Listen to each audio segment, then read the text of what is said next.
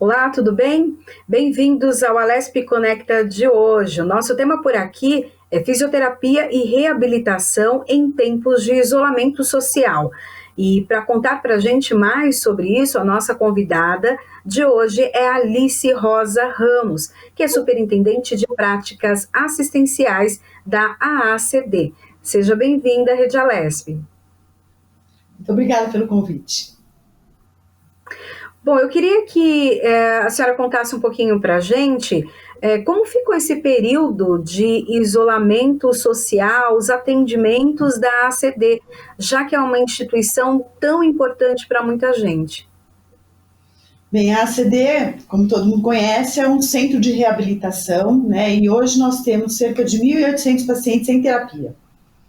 E por causa da pandemia, como começou o período da quarentena, nós tivemos que suspender esses atendimentos. E a suspensão foi feita muito porque os próprios pacientes não quiseram, durante esse período, vir às terapias. Então, o que nós nos propusemos? Na semana anterior ao início da quarentena, nós já fizemos uma orientação aos pacientes de tudo aquilo que seria necessário que eles fizessem em casa. Os nossos tratamentos, eles geralmente já visam essa participação familiar do paciente quando possível e da família. Eles participam das terapias, eles assistem e eles são orientados a fazer em casa. Então, nessa semana pré-quarentena, nós já começamos também com essas novas reorientações daquilo que seria absolutamente necessário eles manterem, tá? Bem, durante todo este período, né, que a gente está aí de quarentena, nós então nos propusemos com os pacientes pós-operatórios, onde era muito difícil que eles parassem o tratamento de reabilitação, a gente manteve aqueles que quiseram vir à ACD com esse tratamento de reabilitação pós-operatória. Com os demais pacientes, nós montamos alguns vídeos que foram disponibilizados pelas mídias sociais, e aí, com vários temas. A enfermagem falou, o pessoal da área médica, a fisioterapia, os psicólogos, os terapeutas ocupacionais e vários temas diferentes que abrangiam, então, toda a gama de necessidades dos pacientes durante esse período. É lógico que a gente sabe que os pais ou o próprio paciente, eles não são os terapeutas, né? Muitas vezes os próprios pais nos falam isso, mas eu não sou terapeuta, tenho um pouquinho de receio de mexer, mas pelo menos aquilo que a gente achou que era fundamental em relação principalmente a alongamento, a manter fortalecimento de musculatura, esses exercícios foram reorientados também durante esses vídeos. Eu queria que a senhora falasse um pouquinho mais sobre esses vídeos e onde, né, eles podem ser encontrados nas redes sociais, então, da instituição, mas eu queria que a senhora desse exemplos para a gente do que foi passado. Por exemplo, uma pessoa que tem dor nas costas, nós temos um grupo aqui de fisioterapeutas que trabalham com essas coisas que a gente chama de pequenas incapacidades, como uma sequela de fratura ou uma dor nas costas devido a uma hernia de disco. Então, esses vídeos foram disponibilizados nas redes da CD, no Instagram, também no YouTube, e eles falavam muito da parte de alongamentos, de posicionamentos e de fortalecimento da musculatura, por exemplo, a musculatura abdominal. Outros vídeos, como da gente pensa numa pessoa com alguma deficiência maior, por exemplo, uma criança com paralisia cerebral ou uma pessoa que teve uma lesão medular, a gente trabalha muito, por exemplo, o equilíbrio de tronco. Então, alguns exercícios focaram no estímulo desse exercício para fortalecimento e ganho desse equilíbrio de tronco, ou a não perda essa atividade que ele já tinha ganho, né, anteriormente. Algumas atividades da fisioterapia e da reabilitação, eu já fui várias vezes lá na ACD para fazer matérias, reportagens, enfim, e a gente vê que tem vários equipamentos lá, né? Tem elásticos, tem cordas, tem apoios. Como que as pessoas conseguem fazer, então, atividades semelhantes em casa, para continuar, então, como a senhora disse, né, para trabalhar os músculos, fortalecer ali toda a massa, para ou voltar a caminhar, voltar a ter algum movimento que se perdeu por um acidente ou, enfim, uma fatalidade. Então, muitas vezes a gente pode usar, por exemplo, para fazer um fortalecimento, um saco de feijão, de açúcar, de arroz, dependendo do que eu quero, do que o paciente aguenta em relação à força muscular, para que, por exemplo, ele consiga elevar a perna com esse saco que vai estar amarrado lá na perna. Ou então, se eu quero ganhar, por exemplo, um alongamento do tendão de Aquiles, né, do que o pé, para não ficar na ponta do pé, eu posso pegar um lençol, colocar na ponta do pé e puxar esse lençol. Então, teoricamente, aquilo que eu estaria fazendo muitas vezes com um próprio elástico, que nem sempre eu tenho uma bandagem, por exemplo, elástica, ou mesmo a mão do terapeuta para poder fazer esse alongamento, eu posso sim, com o próprio paciente, ele puxar o pé de forma adequada, eu não posso puxar só a ponta do pé, eu tenho que puxar o pé inteiro, e, por exemplo, uma toalha ou um lençol podem ser substitutos muito bons para essa atividade. Se eu quero, por exemplo, treinar um treino de marcha ou fazer um paciente ficar um tempo maior de pé, eu posso colocar um móvel próximo de uma parede, deixar aquilo que seja seguro para que ele, por exemplo, se segure ou se mantenha apoiado na parede ou apoiado naquele móvel para que ele possa ficar mais tempo em pé. Eu posso criar um corredor com móveis ou com cadeiras que eu tenha a parede de um lado e as cadeiras do outro, de forma que o paciente possa se segurar nelas e fazer um treino de marcha. Então, eu tenho possibilidades com coisas caseiras do nosso dia a dia. Por exemplo, eu quero fazer um alongamento de membros superiores. Eu posso pegar um cabo de vassoura e fazer o meu alongamento com esse cabo de vassoura. Né? Então, não é necessário que o tempo todo a gente tenha equipamentos. A gente pode substituir com algumas coisas de casa, sem dúvida alguma. Essas atividades, elas devem ser feitas diariamente ou até no período em que se fazia na clínica. Suponhamos que a pessoa fosse 3 vezes, 2 vezes na semana. Ou não, todo dia isso é ideal e ajuda nessa recuperação? Todo dia.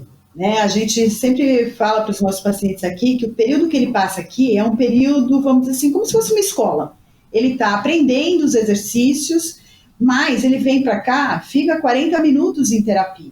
Ele passa o restante do tempo em casa, né? Vem 2 vezes por semana, e aí ele precisa sim ter uma rotina diária de todos esses exercícios que ele faz dentro da clínica, do centro de reabilitação. Então ele precisa manter essa rotina de exercícios diários, tá? Independente dele vir 2 ou 3 vezes no local para fazer os seus exercícios. O restante ele tem que fazer em casa. Ele tem que reproduzir tudo aquilo que ele aprende no seu dia a dia. Dentro da ACD, tem também a prática do Pilates.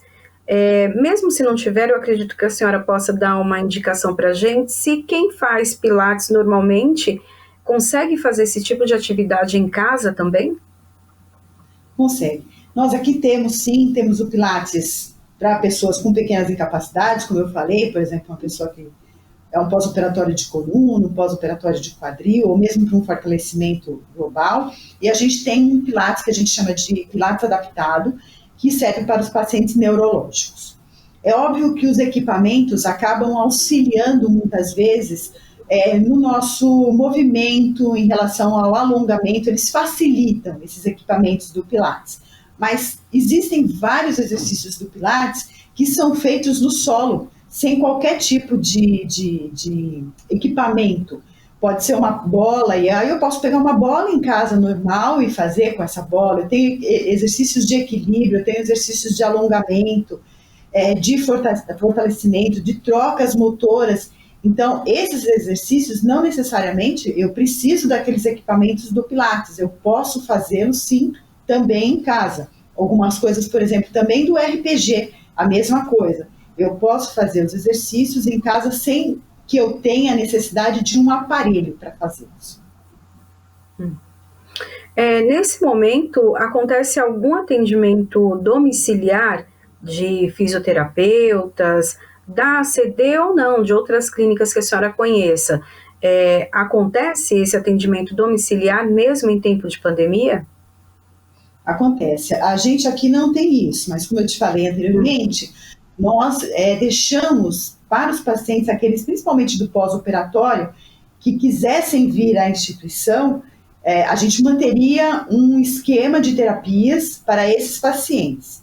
E assim como esses, eu tenho contato com outros terapeutas e eles têm sim realizado atividades, tanto nas suas clínicas, quanto atividades domiciliares, com paramentação adequada, com uso de máscaras, aventais descartáveis devido ao fato da fisioterapia ter muito contato físico com o paciente. Não todas as terapias precisam, mas a fisio em especial precisa disso. E muitas clínicas têm mantido, sim, esse tipo de atendimento. É óbvio que a gente teve um período aí que muita gente não queria realmente esse tipo de atendimento, com receio dessa possibilidade do contágio, do contato, que é muito grande, da fisioterapia com o paciente. Mas eu tenho visto que no último mês, mês e meio, a gente tem tido mais esse tipo de atendimento, inclusive com muitas pessoas enviando alguns vídeos do que estão fazendo em casa com os pacientes. Então, isso já foi uma retomada, sim. Uhum. A senhora falou de retomada, né? E aos poucos isso começa a acontecer. Eu queria que a senhora falasse um pouco dessa retomada à clínica, né? A ACD. Como vai ser? Vocês já estão criando protocolos para esse atendimento? Já. Estamos sim, discutimos bastante, discutimos com o grupo da infectologia, né, da SCIH, tudo aquilo que seria necessário para que a gente tivesse segurança por parte do profissional e do paciente, né? Então, nós fizemos vários protocolos, desde a aferição de temperatura corporal na porta da instituição, algumas triagens com o pessoal da enfermagem em relação à sintomatologia. Nós aqui, durante esse período, fizemos cirurgias eletivas que foram classificadas como críticas, urgentes. Então, o paciente que estava com muita dor ou perda de movimento, ou mesmo aquelas escolioses muito grandes com restrições respiratórias. Então, para isso, o hospital já estava super preparado. E agora a gente está preparando o centro de reabilitação e a oficina, que devem começar, a oficina já começou o seu atendimento presencial, além da entrega de aparelhos que têm sido feitos ao domicílio, mas alguns pacientes já estão vindo para retirada de molde, para experimentar um aparelho que precisa de uma barra paralela. E o centro de reabilitação retoma atendimentos de reabilitação mesmo, fisioterapia, terapia ocupacional, fonoaudiologia, na próxima semana. Então, para isso, os profissionais vão estar com a paramentação que foi instituída, que foi definida pela SCIH, todo mundo de máscara, todo mundo, os pacientes já orientados também, que terão de vir de máscara, que só poderão vir com um acompanhante, isso para a gente garantir esse distanciamento social, porque imagina, né, a gente tinha 1.700 pacientes, quase 1.800, 1.700 e alguma coisinha, em terapia, e de repente eu ter que voltar com todo esse pessoal para cá, ia ser impossível manter o distanciamento social, porque o espaço não daria.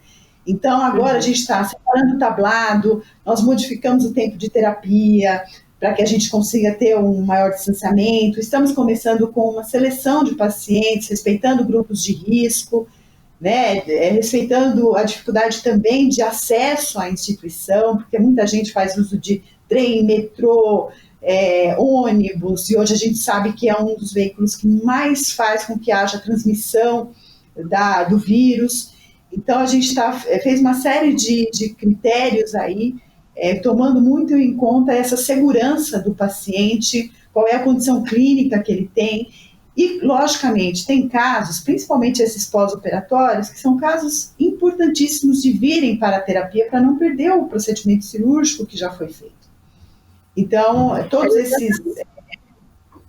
esses precauções, esses cuidados estão sendo tomados, né, para que o paciente volte com a maior segurança, e também os profissionais que vão atender. Era exatamente isso que eu ia perguntar, essa questão de esse tempo sem a atividade na clínica, sem acompanhamento dos profissionais, mesmo que a pessoa tenha feito as atividades em casa, com os familiares, com apoio. Mas há uma diferença, né, porque o profissional, o fisioterapeuta, ele vai olhando, né, o desenvolvimento do paciente, vai criando outras estratégias. Esse momento que ficou, então, fora da clínica, sem esse atendimento ali, presencialmente, pode atrapalhar no ganho que aquele paciente já teve ao longo de meses de tratamento? Olha, pode, a gente não pode dizer que não pode, né? Porque, por exemplo, um pós-operatório, se ele não fez nada do que. Eu tive uma cirurgia, por exemplo, para fazer um alongamento dos músculos que ficam atrás do joelho para o joelho ficar esticado. Vamos dizer que durante esse período a pessoa não fez o exercício, ou porque tinha dor, fazia um pouquinho, né? Porque a gente sabe que tem uma dor pós-operatória, ou não fez uso adequado da tala de lona, pode ter havido um encurtamento maior novamente, e a gente vai ter que trabalhar para ganhar esse alongamento novamente. Muitas vezes a criança estava, por exemplo, num período de aquisição de alguma atividade motora, como, por exemplo, equilíbrio de cabeça, ou equilíbrio de tronco, ou a postura em pé. E isso, nesse momento, ficou ou estacionado, ou não houve uma progressão. Então, esse período, a gente vai ter que associar no tempo de terapia que a gente tinha previsto anteriormente, né? Para a gente poder ir atrás de novo dos nossos objetivos terapêuticos, porque todo paciente tem um objetivo terapêutico, né? Nós não somos iguais, temos necessidades diferentes, temos evoluções diferentes de acordo com a parte neurológica, a parte motora, e com isso, então, a gente vai ter que ver se aquilo que a gente traçou anteriormente, se nós perdemos alguma coisa, se nós vamos ter que traçar outros objetivos, pensar em estratégias diferentes, né? Nesse momento, por exemplo, a gente aqui na CD utiliza muito a fisioterapia aquática. E, por enquanto, a nossa infectologia, né, a SCIH, não permitiu o uso da piscina nesse momento. Então, a gente vai ter que readequar isso que a gente tinha de objetivos dentro da piscina para o solo, né? Então, vai ser um período também de readequação para nós aqui em termos de atendimentos. Uhum. A senhora falou, né, a questão da piscina, como vai ser o procedimento, né, de limpeza, esterilização, porque se usa muito, né, o contato com as mãos ali nas barras, ou nos próprios equipamentos, ou no solo, né, aqueles colchões. Como que vai ser esse processo, né, quando sai um paciente, vem outro, qual vai ser o trâmite? Como eu falei anteriormente, nós modificamos o nosso tempo de terapia, nosso espaçamento, e esse espaçamento é justamente para que médicos e terapeutas, entre um paciente e outro, possam fazer uso dos produtos indicados pelo pessoal da higiene e limpeza junto com a infectologia, para que eles possam, então, fazer a desinfecção dos tablados, dos brinquedos, das macas, das cadeiras. Se o mesmo profissional fizer o uso daquele computador, ele só precisa higienizar ao final do atendimento, mas se outro profissional for utilizar esse computador, também vai precisar ser higienizado a cada pessoa que for manusear. Todos os brinquedos têm que ser higienizados a cada atendimento. As bolas que se usam, que se chamam bolas Bobat, elas precisam também ser higienizadas. Então, o tempo que a gente está prevendo entre uma terapia e outra, ou entre uma consulta médica e outra, é justamente para que os terapeutas e os médicos, eles já foram treinados, possam, então, fazer essa desinfecção com produtos que foram validados e que fazem parte, aí, então, desse arsenal que a gente tem para manter a segurança dos profissionais e dos pacientes. A senhora sente alguma sensação de medo dos profissionais nessa retomada por conta da contaminação, ou não? Eles estão realmente com a vontade de voltar às suas atividades, atender seus clientes? Porque eu já percebi que, principalmente ali na ACD, não tem só um envolvimento com o profissional, né, profissional, mas há um envolvimento com o paciente de uma forma emotiva também. São pacientes que ficam muito tempo conosco, existe sempre esse vínculo, né, emocional, não tem como evitar isso.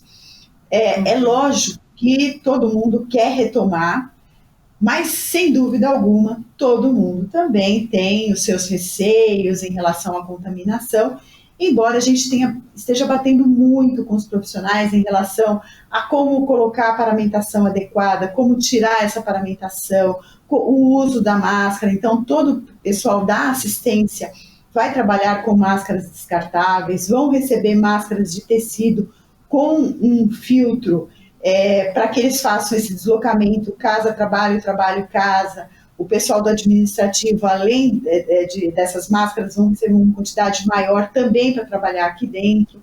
Então, a gente está cercando de cuidados, né, a vinda do profissional para cá. É óbvio que hoje ninguém sabe de onde vai vir, com tudo que a gente está fazendo, de tentar segurar na porta, aferir temperatura, sintomas. A gente pode estar numa janela onde não temos esses sintomas ainda muito bem estabelecidos e pode passar, sem dúvida alguma. Mas a gente está fazendo de tudo para que eles se sintam seguros aqui dentro da instituição, como profissionais, e que os pacientes tenham essa mesma segurança, né, de que a gente está muito empenhado em que nada aconteça na vinda deles para cá, principalmente porque a gente sabe que muitos têm uma condição de saúde que precisa também de outros cuidados. Então, a gente tem que cercá-los da maior segurança possível. Uhum. Esse é um público que, né, está dentro de casa nesse momento, isolamento social. A gente sabe que ainda assim, pessoas que vão trabalhar e voltam podem trazer e levar a doença, e pessoas que são assintomáticas. Esse trabalho de vocês, de uma certa maneira, a senhora falou de ver se tem febre ou não, algum sinal que possa identificar a COVID. O atendimento também é para pessoas de baixa renda, e a gente sabe que são mais vulneráveis dentro de casas pequenas, com uma quantidade maior de pessoas que precisam sair de casa para fazer suas atividades, né? Às vezes um trabalho doméstico. A ACD, de certa maneira, vai ajudar a fazer, não que seja obrigação, mas uma certa triagem desse público que pode também estar infectado e não tem o conhecimento? Durante esses 2 meses e alguma coisinha, né, que a gente ficou aí nessas quarentenas seguidas, nós tivemos um teleatendimento. Então, esses quase 1.800 pacientes que nós temos, nós entramos em contato telefônico com esses pacientes para fazer uma avaliação. Algumas vezes eles precisavam de alguma receita que tinha acabado a validade, de algum medicamento controlado que eles tomam, alguma outra necessidade específica. E nós conseguimos identificar nesses grupos as pessoas que estavam com dúvidas em relação à sintomatologia do Covid, aos cuidados que deveriam tomar, e também pouquíssimos que tiveram realmente a infecção. Né? Para nós foi até uma surpresa, mas nós tivemos poucos casos de pacientes que tiveram o Covid, ou mesmo algum familiar teve o quadro. E nesse período, o que a gente pôde constatar também, alguns pacientes, como você mesmo falou, né, algumas pessoas precisavam de qualquer maneira sair de casa para o sustento, não tinham como. Alguns tiveram problemas financeiros importantes, e nós tivemos a parceria aqui com a Secretaria da Pessoa com Mobilidade Reduzida do município, e conseguimos fazer a dispensação de cestas básicas para esses pacientes. Nós fomos entregar nas casas desses pacientes.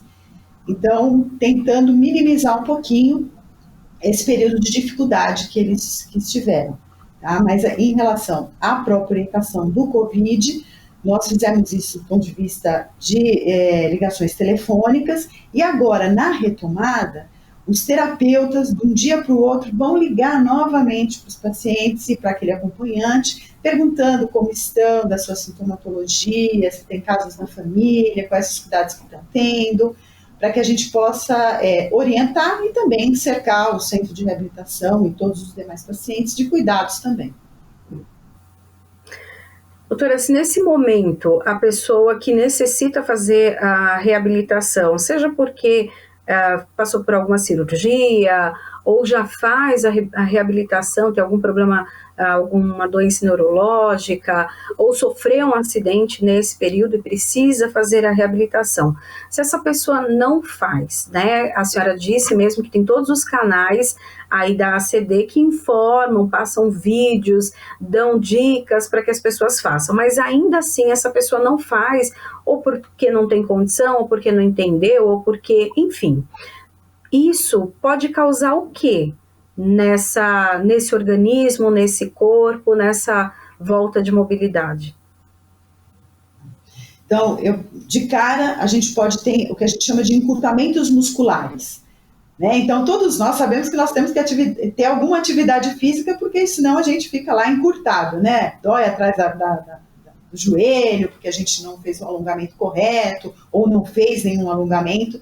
Só que com quem tem um déficit de mobilidade maior, eu posso levar a possibilidade dessa pessoa ter uma deformidade, ou seja, aquilo que era antes apenas um encurtamento, ele passa a ser uma coisa que eu não reduzo mais, ou seja, o pé fica na ponta do pé, por exemplo, porque o nosso pé geralmente fica a 90 graus.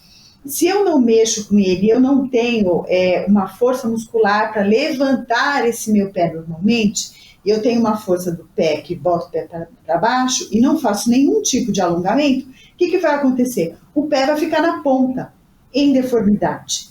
Né? E aí, muitas vezes, para corrigir isso, só cirurgia.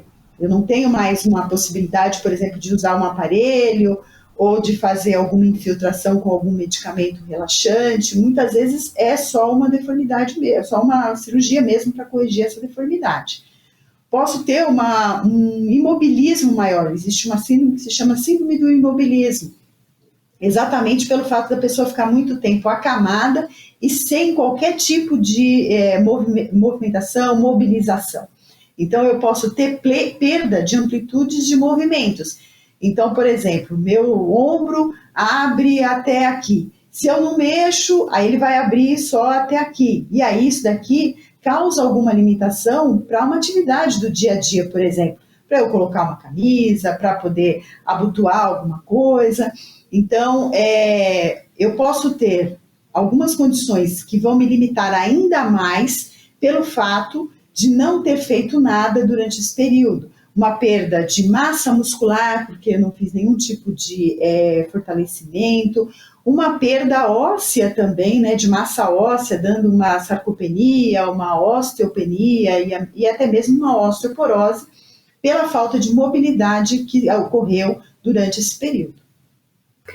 Alice Rosa Ramos, superintendente de práticas assistenciais da AACD, muito obrigada pela sua participação. Esse foi o Alesp Conecta de hoje. Para rever os nossos programas, é só acessar o YouTube da Rede Alesp. Até o próximo programa. Tchau, tchau.